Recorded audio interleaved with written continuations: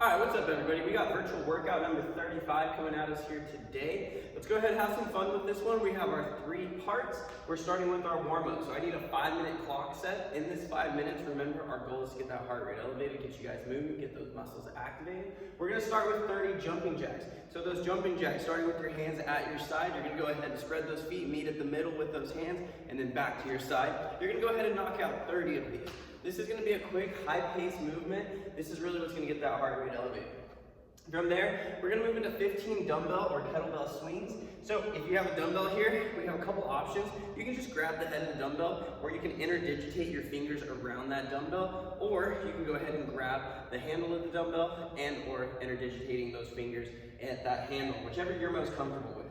From there, this is a hinge movement, so keeping that core nice and tight, hinging from those hips, keeping that back straight as you're gonna drive that dumbbell up and overhead. Again, as we come overhead, we wanna make sure that we're keeping that core tight. You're keeping this hollowed position here. You're not extending out, you're staying nice and hollowed here.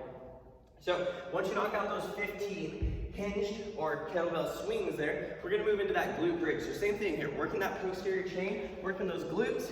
We're gonna go ahead and place those feet flat against that floor, put your hands out at about a 45-degree angle. From here, you're gonna drive those hips up, you're gonna pause at the top, squeezing those glutes, putting that emphasis in those glutes, and then relaxing down.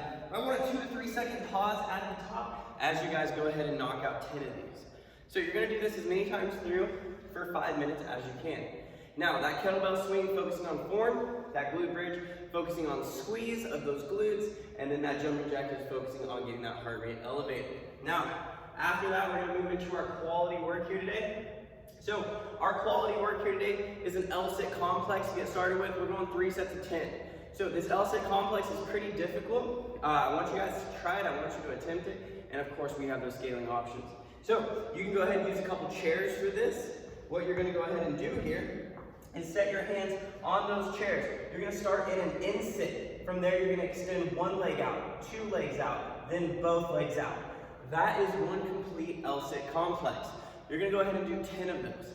That's pretty difficult. So, if you cannot do 10 of those in that complex, in that form, I want you guys to try to go ahead and just hold the in-sit for 30 seconds, okay? Or coming down to the floor, placing those hands out in front of you, and then raising those feet up off the ground. Again, doing a little L-sit on the floor, holding that for 30 seconds.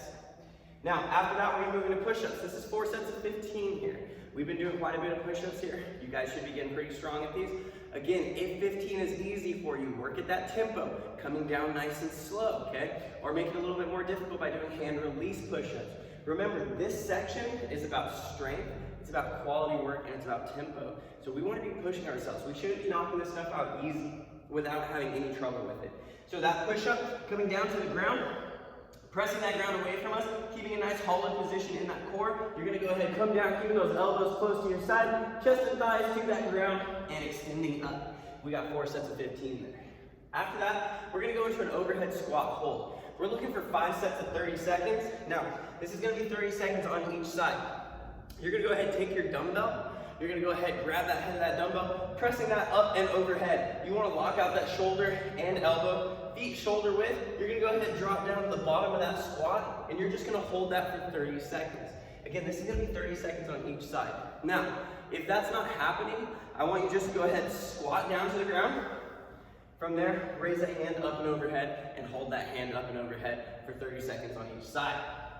Now, moving on from there, I want 2 to 3 reps from the front and from the side of you doing a dumbbell cluster, which we're going to talk about here in a second. Doing a dumbbell cluster, I want you to video it, I want you to post it to the TFS members page, so that way we can go ahead and give you that critique. Now, let's talk about our main workout here today. This one is a tough one here. We're doing a lot of clusters. So this is 4 reps.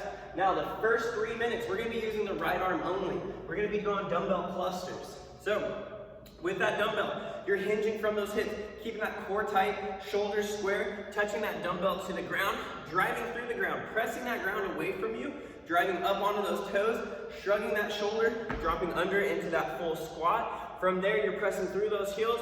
You're gonna transition to those toes as you come up, using that momentum to press that dumbbell up and overhead, keeping that core nice and tight at the top. coming back down to the ground, moving through for that dumbbell cluster, okay? So for the first 3 minutes, you're doing the right arm only. You're gonna rest 1 minute, then you're gonna go for 3 more minutes using the left arm only.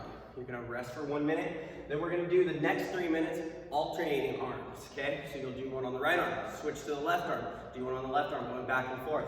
You're gonna go ahead and track how many total reps that you've achieved through each one of those rounds. Once you finish that, you're gonna rest for 1 more minute, and then you're gonna repeat this 1 additional time. So you're gonna go back up to the top for that 3 minutes. Now, this is a workout where it's a short time domain, yes, but these clusters are gonna become difficult as far as muscular fatigue and endurance goes. So, I'm not really expecting that heart rate to be a straight out spike for the entire time, because I believe it's gonna come to a point where that muscles are gonna give out before that heart rate eventually gets too high. So you're probably gonna have to set that dumbbell down and rest a little bit. So there is gonna be a little bit of rest in here. Now keep in mind, I want you guys to push yourselves as hard as possible because there is built-in rest into the workout. So yes, that heart rate should still be elevated, should still be high. I want you to try to grit through this one and get as many reps as possible. Again, try to push through that muscular fatigue and endurance, okay? So I hope you guys have some fun with this. Let's get some videos posted on the TFF members page and make sure you're logging those scores on Try It.